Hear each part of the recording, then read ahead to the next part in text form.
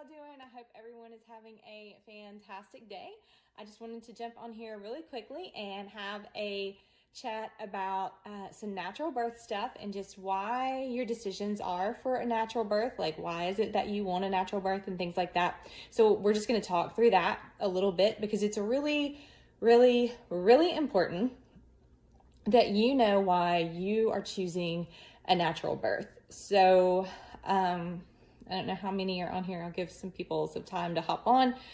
And are you loving these contributors that are coming into the group? It's so awesome. I'm so excited. And I can't wait to keep introducing more to you. But so the reason that I want to talk about this again is because I had a conversation with somebody. But I run into this all the time with women. And so if you've heard any of my birth stories, the reason that I actually started down the natural birth path was not because I was all crunchy mom.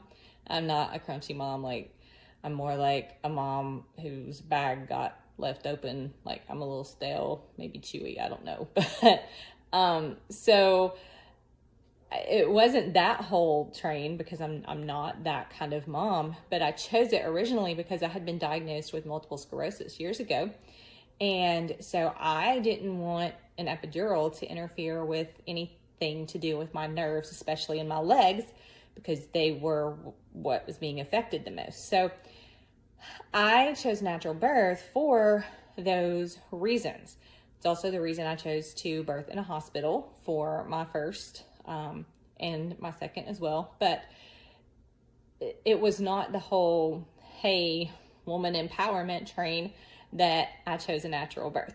So, and the reason I'm saying all this is because I think that natural birth is very important, I think, for us to understand, because once you understand the physiological process of birth and you see how it all works, it blows your mind, number one.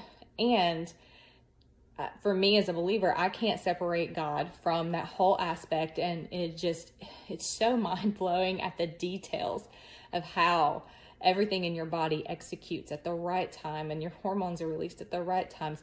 But you have to have all of these factors in place as well for all of that to happen. So one of the reasons that I'm saying all of this is because if you are choosing a natural birth because someone wants you to, or you're choosing a natural birth because it's the hip thing to do right now, then maybe natural birth isn't for you.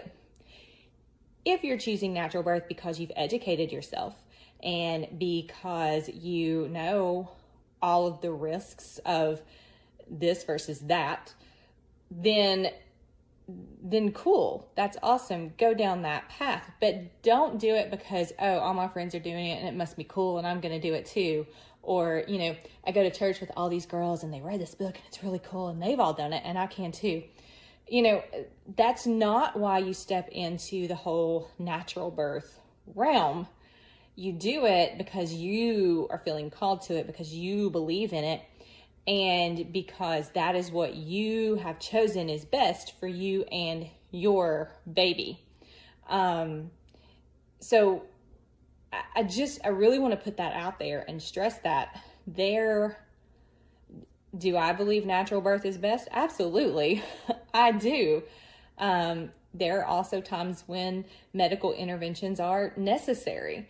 But what I want to be sure of is that if you are looking into the whole idea, especially if you're a first-time mom, of wanting to push through a natural birth, then make sure of why you're doing it. I'm going to be legit. There are real reasons that you want to look into doing natural birth.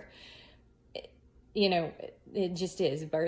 Pregnancy is not a medical condition. Birth is not a medical emergency. It's just not, and it's medicalized way too much.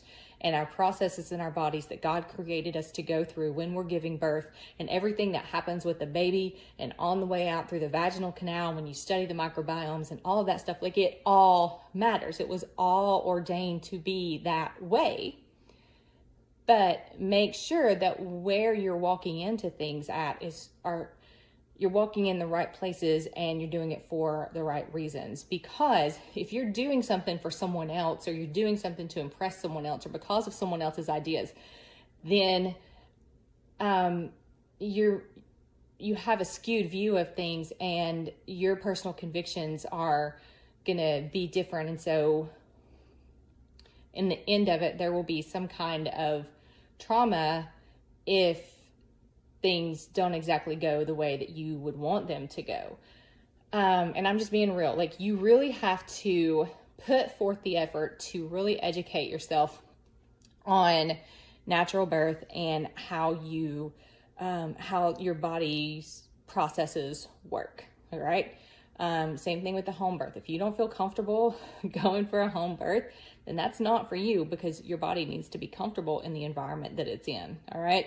So, and I'm saying all this just to say, education is extremely important. You choosing a birth plan that is for you and your baby is extremely important. And making sure that you're doing it for all of the right reasons is also extremely important. So I just wanted to put that out there real quick. I hope you have a fabulous day, and I will talk to you later. Bye. So I just wanted to put that out there real quick. I hope